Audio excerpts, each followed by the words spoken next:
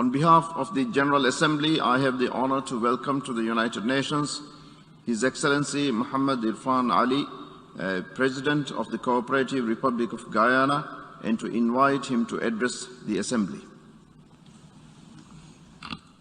Mr. President, I congratulate you on your election as President of the 76th session of the General Assembly of the United Nations. Your election is a special honor for the Maldives and for all small island developing and outlying coastal states. I wish to record Guyana's appreciation to the outgoing President, Falcon Busquer, who was tasked with navigating the Assembly during one of the most challenging years in modern history. Mr. President, our world is a troubled place. The peoples of our planet are living under a cloud of uncertainty. COVID-19 has stomped across the globe, taking lives, wrecking livelihoods, and paralyzing economies. And looming large behind is climate change, growing every day in its capacity to inflict even greater destruction and rumination than the coronavirus. Our citizens look to us, the representatives of nations who gather here, to create conditions that will ease fear, erase doubt, and give hope. Yet, what they see are not nations united. They see nations divided. Secretary General Antonio Guterres described our situation well when he said, and I quote, "The pandemic has demonstrated our collective failure to come together and make joint decisions for the common good, even in the face of immediate, life-threatening global emergency," end of quote. The pandemic has exposed the shortcomings of our international system. It has revealed that the system continues to be undergirded by nationalism and which remains the prevailing force.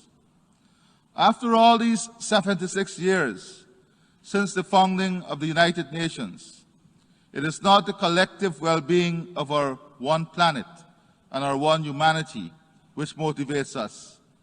It is selfish national interest that drives us. And in pursuit of that selfish nationalism, we overlook the truth of our shared cohabitation on one planet, one earth, and we ignore the reality that what affects one affects all. If nothing in the generations of civilization has taught us that nation-states are not an island unto themselves, but are each part of the main, then the experience of the last 2 years should be a salutary lesson. The world will not progress without greed, without war, and without freedom, unless we, the leaders of nations, big and small, recall with commitment the values set forth in the Charter of the United Nations and resolve to be faithful to them. Mr. President, the pandemic has wrecked Agenda 2030 for Sustainable Development that the members of this organization adopted in 2015. Development gains have been reversed, poverty has expanded, and inequality has widened. Widening fiscal deficits, mounting debt, reduced fiscal space, and external financial flows have imperiled the capacity of developing countries to attain the Sustainable Development Goals. Within developing countries, the pandemic has upended growth, increased unemployment, and weakened health and education systems. Education regression is now inevitable, given the long period our children have been forced out of the formal classroom and the challenges which many developing countries face in delivering virtual education. Given these problems, economic recovery is essential to returning countries to the path of attaining the SDGs. But such recovery will be painfully elongated and slow unless there is international support in the form of debt rescheduling, debt service moratoriums, provision of soft resources to reboot economies. My government restates its call for increased resources to be made available to states on the basis of their vulnerabilities and not only based on a misleading measure of per capita income. If these essential measures are not implemented, growth in developing countries will not be restored, nor will economic and social policies be realigned along the path set out in Agenda 2030. The repercussions will be felt by the rich nations because developing countries are markets for the goods and services of the industrialized nations and the source of the raw materials. Poor countries cannot buy unless they have the means, and they cannot produce unless they have the capacity. Our world will become a damaged place, reverse an age of avarice, conflict, and plunder. Surely, such a world that now looms on the horizon is one that all leaders should work to avert, and instead focus their attention on advancing the progress of our one humanity in cooperation and mutual benefit. Surely, that is the world we all want. Mr. President, while poor and vulnerable countries will suffer longer and more intensely from the impact of the COVID-19 pandemic, rich countries have not been spared. Those who, at the advent of the pandemic, concentrated on making themselves secure, now understand they will not be safe until we are all safe, because the virus knows not and cares not about ethnicity, age, or geography. It will not heed borders. Belatedly, the rich have come to the realization that on our one earth, they need the cooperation of the poor to save themselves. Mr. President, we must all welcome that realization if it finally mobilizes global cooperation and unified action that our world needs to survive. In this regard, my government welcomed the summit on COVID-19 that was hosted by President Joe Biden. We are pleased that it resulted not only in commitments for joint global action, but also in the allocation of resources to achieve necessary and agreed objectives.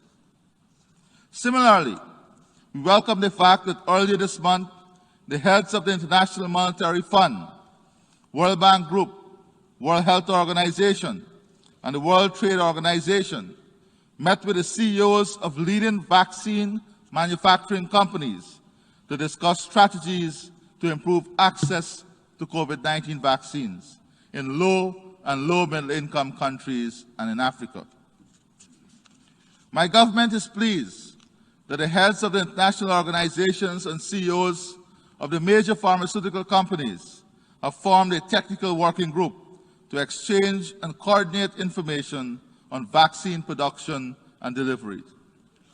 These are positive developments which are welcome, even though they have come after millions have died and many more millions still live under the threat of death. The access to vaccines saw the world polarized.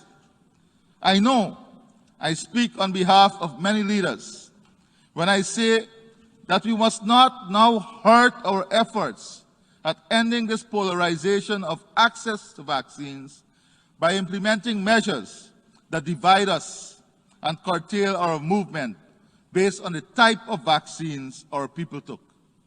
Indeed, our efforts must be focused on full vaccination and addressing vaccine hesitancy. Millions took the vaccines which were available at a time of much uncertainty. And they are the unsung heroes. They must not now be the subject of restrictions based on the vaccines they took. Mr. President, we hold out similar hope that the world's worst emitters of greenhouse gases that are threatening the welfare of all mankind will also come to the realization that in the end it will profit them little to emerge king over a world of dust. The promise of COP15 in Paris have not been delivered. If emissions follow the trajectory set by the current national commitment, there is less than 5% chance of keeping temperature well below 2 degrees Celsius relative to pre-industrial levels, and less than 1% chance of reaching the 1.5 degrees Celsius Paris Agreement target. Large polluters have simply not kept their word, and mistrust now pervades the air. That, Mr. President, is failure. It is also deception. Recent authoritative research by the Royal Institute of International Affairs paints a grim picture of the future. It forecasts that cascading climate impact can be expected to kill far more people than COVID-19 from hunger, intense heat, flooding, and more pandemics caused by the rise of pests and diseases. It concluded that combined with heat waves and drought, these impacts will likely drive unprecedented crop failure, food insecurity, and migration. All this would drive political instability and greater national insecurity and fuel regional and international conflict. Small island states and continental countries with low-lying coastlines, such as Guyana, would be the first to feel the full brunt of the impending disaster. Yet our countries are among the lowest emitters of greenhouse gas emissions, contributing the least to the harmful and destructive effects of climate change. This is not only unfair, it is unjust. Mr. President, the burden of reducing emissions is not carried equitably. Small island, developing, and low-lying coastal states are punching above their weight in response to the global climate threats. My country, Guyana, is a net carbon sink.